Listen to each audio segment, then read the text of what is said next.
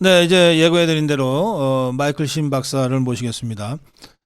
지금 이 북러 조약 체결 이후에 우리 정치권에서도 그렇고 미국의 조야에서도 한국이 핵무장해야 된다는 얘기들이 나오고 있습니다. 그런가 하면 트럼프가 대통령이 당선됐을 때 여러 가지 한반도의 그 안보 상황이 바뀔 수밖에 없을 것이다라고 하는 예측들도 나오고 있습니다. 그래서 오늘은 미국의 대통령 선거 상황, 이게 이제 다른 나라 선거이기 때문에 여러 가지 이제 이 시스템도 다르고 문화도 달라서 밖에서 함부로 예측하기 어렵거든요. 미국의 대통령 선거 상황을 좀 정확하게 짚어주시고, 또 최근에 그 핵무장과 관련된 말씀도 좀 해주실 분을 모셨습니다. 마이클 심 박사님 소개하겠습니다. 어서 오십시오. 네, 안녕하십니까. 네. 박사님 마이클 심 TV라는 네. 유튜브도 운영하고 계시는군요. 네, 예. 뭐 그 시간이 있을 때마다 음. 조금씩 이렇게 우리 그 미국 교포들과 전 세계에 있는 한국 분들을 위해서 정확한 미국 상황을 네. 제가 이렇게 그 전문 유튜버는 아니고 이렇게 전하고 있습니다. 아, 그러세요. 예. 네. 어디 그러면 전 세계에서 팬들이 계시겠네요? 네, 뭐 많지는 않지만 영어로 하시는 거 아니에요? 아닙니다. 그 강의는 우리말로? 예, 우리말로 하고 있습니다. 예. 구독자는 몇 명쯤 돼요? 얼마 안 됩니다. 구독자는 뭐 그냥 3년째 처음에 좀 올라가더니 3년째 그대로입니다. 아, 그래요? 예. 좀 구독을 해드려야 되겠네. 마이클 심 TV입니다. 그리고 우리말로 방송을 하신다니까 네. 미국의 실제 정치와 선거, 네. 또 우리나라의 안보와 한미동맹 네. 이런 것에 대한 팩트 체크 차원에서도 네. 여러분들 이 마이클 심 TV를 가끔씩 좀 들어가 보시면 좋겠습니다. 네. 구독도 좀 해주시고요. 감사합니다. 미국 대선 지금 어떻게 진행되고 있습니까? 어떻게 보십니까? 예, 지금 한 5개월 남았는데 아시다시피 이 바이든의 그 미국은 뭐 이 거의 양당제 제도라고 봐도 과언이 아니기 때문에 네. 민주당을 선호하는 그 주들은 뭐 누가 후보가 민주당에서 나와도 민주당을 지지할 것이고, 전통적으로 공화당주는 이제 공화당 후보를 지지하는데, 네. 문제는 이제 경합주입니다. 이 경합주는 그때마다 이제 어떤 후보가 되느냐에 따라서 성향이 바뀔 수 있는데, 이번에 두드러지는 경합주면은 보통 스윙보터라고도 부르는 그런 그렇죠. 주입니까? 예, 그렇죠. 몇 개 정도 됩니까? 지금 보통 한 7개 정도 되는데 이번 선거는 예를 들면은 이제 미시간, 위스콘신, 아리조나, 뉴멕시코, 또 조지아, 펜실베니아. 조지아는 원래 이제 공화당세가 강하지만 그쪽이 경합주로 이렇게 분류가 되는데, 그쪽에서 전부 다 트럼프 그 전 대통령이 앞서고 있습니다. 아, 그래요? 예, 전부 다 네. 거의 뭐 한 주도 빼놓지 않고. 그렇기 때문에 이번에 이제 그 지금까지 보여지는 통계가 맞는다면 트럼프 대통령이 당선될 가능성이 엄청나게 증가한 거죠. 예. 몇 퍼센트 정도로? 지금 현재로 봐서는 주마다 좀 차이가 있는데, 전통 민주당준을 제외하고 경합주만 보면 거의 뭐 90몇 % 이상 트럼프 대통령이 된다라고 봐야죠. 단지 이제 아시다시피 미국은 선거인단 표로 대통령이 결정되니까 이제 전통적인 민주당주인 캘리포니아라든가 네. 뉴욕이나 이런 데서 이제 선거인단 표가 많으니까 그래도 그것을 많이 넘을 것으로 이렇게 보고 있습니다. 예. 그럼 우리 마이클 신 박사님은 거의 트럼프가 요번 11월인가요? 예, 11월 5일입니다. 예, 이번 11월 대선에서는 트럼프가 이길 가능성이 매우 높다 이렇게 보시는 거예요? 네, 저도 개인적으로 그렇게 보고 있습니다. 이유가 뭘까요?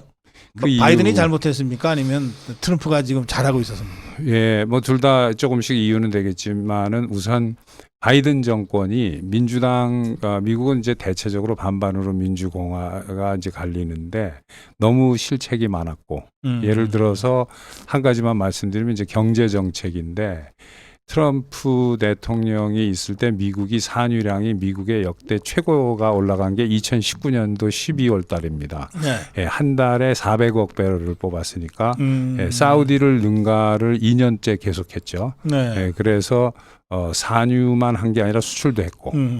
그런데 이제 바이든이 그 환경 정책을 중시 여기면서 아하. 예, 선거 캠페인에 그 자기가 공약이 내가 대통령이 되면은 미국에서 산유를 중지시키겠다는데 잘 지켰어요. 아. 예, 대통령이 되자마자 21년도 2월에 1월 21일 날 취임하고 바로 한 2주 후에 미국에서 그 트래디셔널 오일웰을 다 잠궈버렸습니다. 그리고 셰일 오일도 뭐 완전히 거의 잠근 거나 마찬가지고. 그러니까 이제 기름값이 폭등을 한 게 2021년 2월인데 네. 그걸 나중에 이제 한 1, 2년 후에 너무 올라가니까 우크라이나 전쟁 때문에 그렇다라고 하는데 그런 게 이제 실수죠. 사람들은 기억하고 있는데 언제부터 폭등을 했는지 이제 그런 것부터 망가지기 시작을 한 거죠. 아하, 그렇구나. 네. 예. 뭐 따지고 보면 결국 그 미국도 민생이군요. 그렇죠. 가장 중요한 걸 경제로 치고 그 다음에 이제 이미그레이션. 글로벌리스트 정권이 이 남북 국경을 열어 제끼기 네. 시작을 하니까 이제 그게 너무 많이 들어와서 지금 1,000만 정도가 넘는 걸로 보거든요. 네. 공식 통계가 뭐 지금 780만이 들어왔다 뭐 이러니까 국토안전부가. 그건 트럼프 때는 막 벽도 치고 그랬잖아요. 그렇죠. 그걸 바이든 때 와서 다 이거 허물고. 예, 허물진 않았지만은 이제 치는 거를 못하게 했고 그래서 텍사스주 같은 경우에는 주 정부가 연방 정부하고 무력 대치 상황 직전까지 간 적도 있습니다. 아하, 예, 예. 주 군동원령을 내렸으니까 네. 텍사스 주지사가. 예.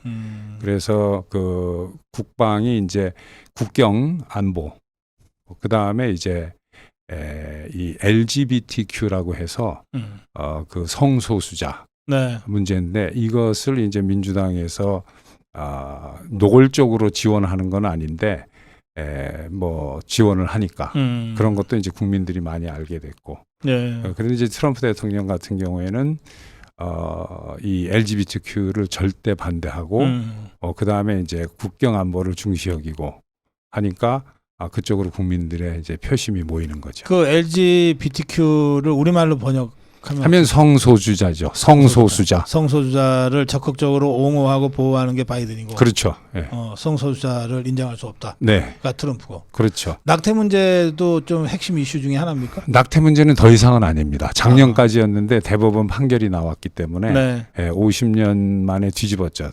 대법원에서. 그래서 낙태는 어떻게 뒤집었습니까? 그러니까 주가 권한이 있고 연방 정부는 낙태를 이러라 저러라 할 권한이 없다. 미국 헌법상에. 주마다 각자 알아서 해라. 그렇죠. 예, 연방이 할 수 있는 거는 어차피 그 미국 헌법이 국방, 그 다음에 경제, 외교, 통상만이 이제 연방이 가지고 있는 권한, 위임받은 권한이고 네. 50개 주로부터. 근데 이제 민주당 정권이 들었으면 이걸 자꾸 연방화하려고 하니까. 그렇죠. 예. 근데 그걸 50년 만에 종지부를 찍은 거죠. 그것도 대법원이. 결국 트럼프한테 유리하게 된 판결이 거죠. 나온 거네요. 예, 된 거죠. 예. 그런데 지금 우리 그 언론에서 보도하는 거 보면 트럼프 관련 보도는 전부 무슨 성추행으로 유죄 받았다 뭐 이런 것들이거든요. 네. 그거는 대선에 영향을 안 줍니까? 거의 전혀 영향이 없고 오히려 있다면 긍정적으로 작용을 하고 그래요? 있죠. 예.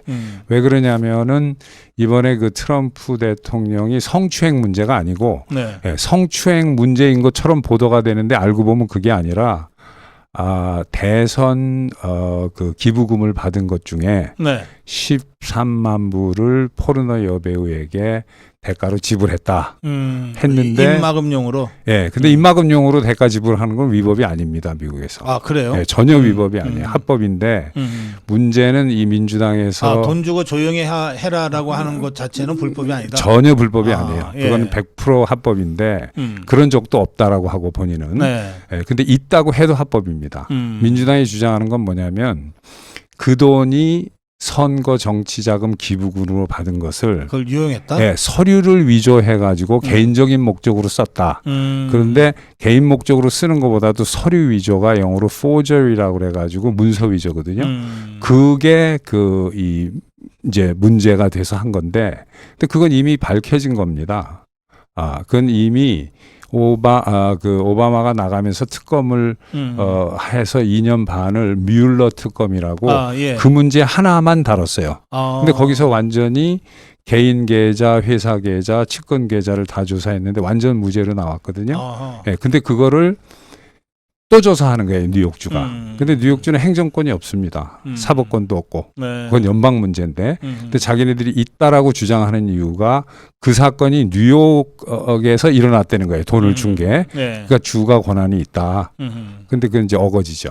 예. 그리고 그 지난번에 배심원단에서 뭐 전부 유죄 났다고 하는 거 그러면 그 사건. 그 사건입니다. 예. 그 사건인데 그게 유죄라는 게 그래서 이제 미국 국민들이 트럼프 지지로 돌아서는 게 네.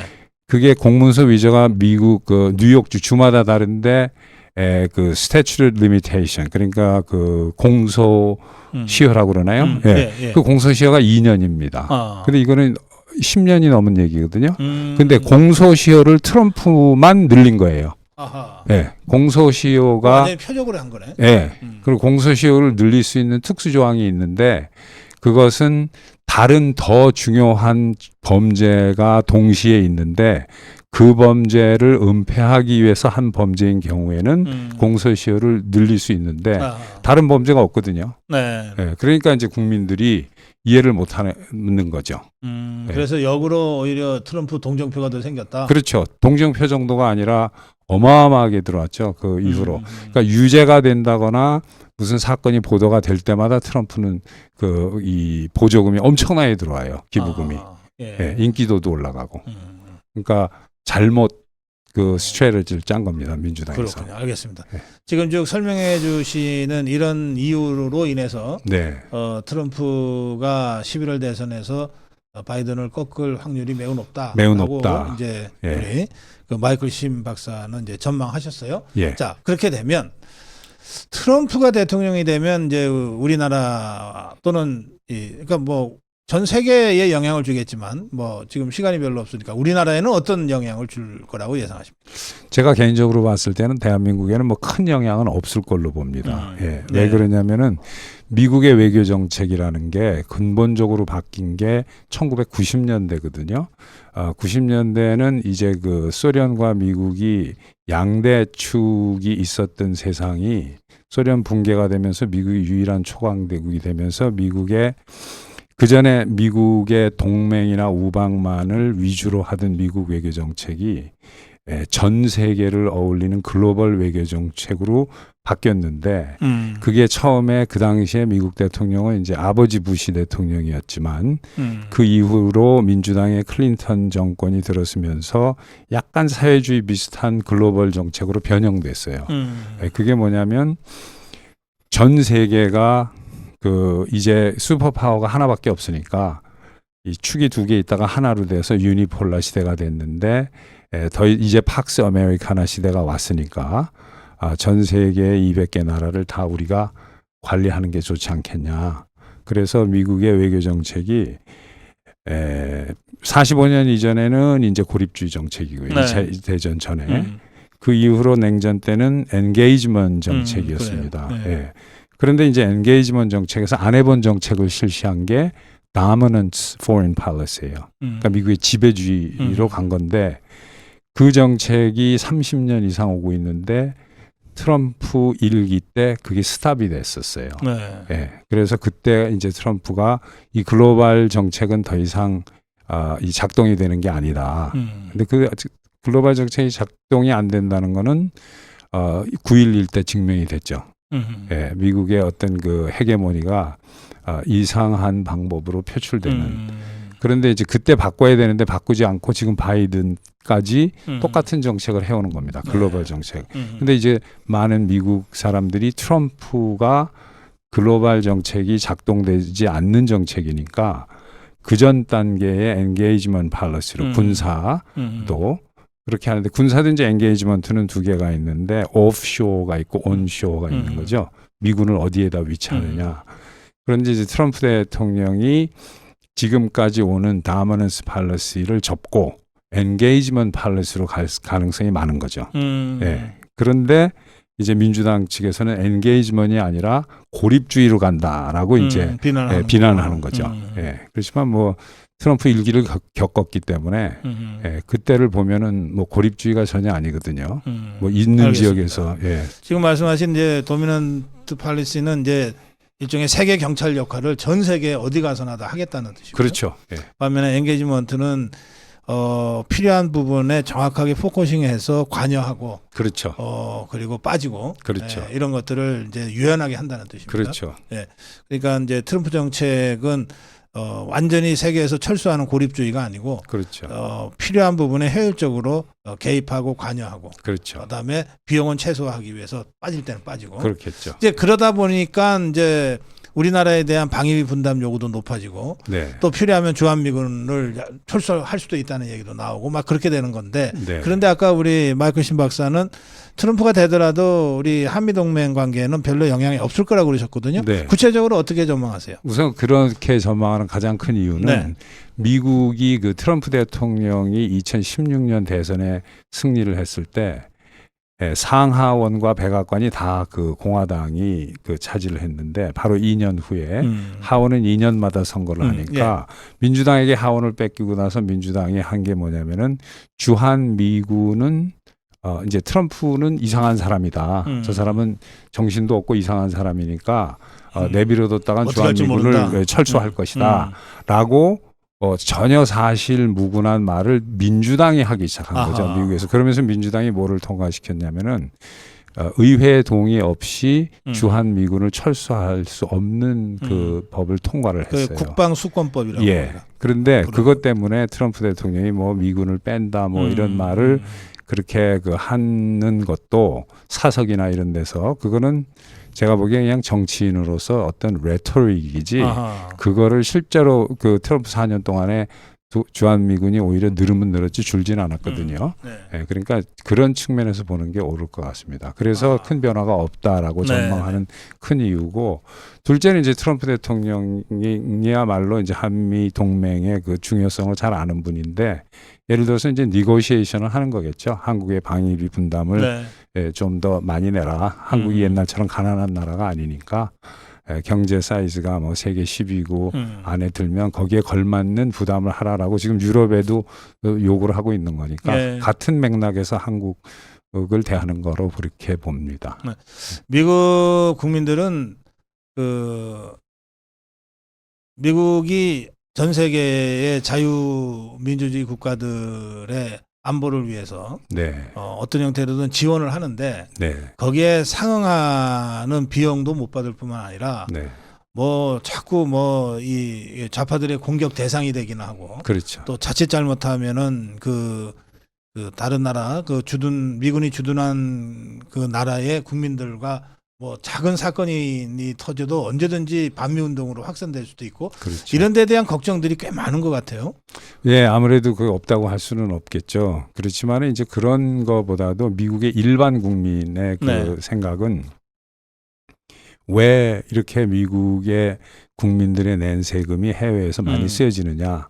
그게 일반인들에게는 가장 큰 이슈인 것 같아요. 왜냐하면 미국의 뭐 경제도 아시다시피 뭐 그다지 좋은 것도 아니고 그런데 이제 자꾸 특히 우크라이나 전쟁에서 엄청난 돈을 쏟아붓고 있으니까 우선 그것부터 별로 이 국민의 호응을 얻기 힘들고 또 미국의 그 다머너스 팔러시라는 게 아프가니스탄에서는 완전히 실패한 거고 모욕적인 그 철군을 했지 않습니까? 철군대 패배라고 봐야죠. 20년 만에 완전히 뭐 엄청난 돈을 퍼붓고 그렇게 했고 하니까 뭐 별로 군 쪽에서는 국민들이 아무래도 돈 쓰는 걸 별로 좋아하지 않죠. 그럼 최근에 우리 정치권이나 미국 조야에서 대한민국이 자체적으로 핵무장을 하자든지 아니면은 90년대 철수했던 미군 보유 전술핵 무기를 재배치하다든지 하는 주장에 대해서는 어떻게 생각하세요? 자체적으로 핵무장을 한다는 것은 한국이 상당히 조심해야 될 문제라고 생각을 합니다. 왜 그러냐면은 그게 미국이 non-proliferation이라고 이 비확산을 네. 근본적으로 흔드는 거니까 네. 그렇게 되면은 대만이라든가 일본이라든가 이런 데가 가만히 있을 리 없고 그래서 이제 그 한국이 뭐 자체적으로 핵을 갖고 핵의 밸런스를 맞추는 건 좋은데 자체보다는 이제 그 우리 아시는 분들은 다 알지만 한반도에 노태우 정권이 있을 때까지 미국의 전술핵이 전술핵이 있었죠. 많이 네. 배치돼 있었죠. 근데 그런 거를 다시 가지고 온다든가 해서 뭐 밸런스를 맞추는 거는 현실적으로 뭐 가능도 할 수 있고 어떻게 미국 측과 니고시에이션을 하느냐에 따라서 그거는 얼마든지 뭐 가능한 일이라고 생각을 합니다. 쉽진 않겠지만. 이를테면은 우리가 미군의 전술핵을 다시 재배치를 할 수만 있으면 네, 그 사실 핵무기는 비대칭 전력이라 그렇죠. 뭐 10개를 갖다 놓나 100개를 갖다 놓나 그 효과는 비슷한 거니까. 그렇죠. 그런 상태에서라면 주한미군을 오히려 좀 줄일 수도 있고 뭐 그럴 수도 있겠습니다. 그런 것들을 미국 국민을 향해서 설득할 수도 있지 않겠어요. 그런데 미국이라는 나라는 그 이 해외 주둔하는 미군의 그 자세한 내용이나 이런 것은 큰 동의를 얻지 않아도 무리 없이 할 수가 있습니다. 아하, 예, 예. 그게 외교 영역, 국가 안보 영역이라고 그렇습니까? 예, 국가 안보 영역이기 때문에 뭐 당내에서도 예를 들어서 워싱턴에서 양당에서도 그렇고 그런 것을 뭐 설득하거나 국민적 동의를 얻어내는 것은 별로 어려울 것이 없다라고 생각을 합니다. 그 대신 한국이 어떻게 외교를 하느냐에 네. 달려 있겠죠. 알겠습니다. 저 마지막 질문이 될 것 같은데 네, 이 핵보유 얘기가 나오는 상황에서 네. 윤석열 정부 네.